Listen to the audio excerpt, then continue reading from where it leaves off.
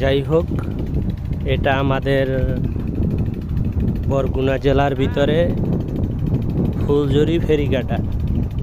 ফুলঝুরি ফেরি পার হচ্ছি। এটা একটা খেওয়া ঘাট, ফেরি না খেওয়া। তো এখানে পার হয়েই বরগুনা জেলায় যেতে হয়। তো আমরা সবাই যাচ্ছি।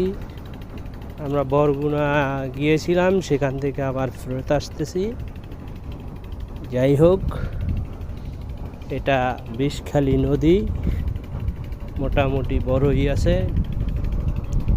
এই নদী দিয়েই বড় বড় লঞ্চ চলাচল করে। তো এখানে গত কালকের একটি ছেলে এই খেওয়াঘাটি পড়ে ছেলেটি মৃত্যুবরণ করেছিলেন। তো আজকে সকালবেলায় সে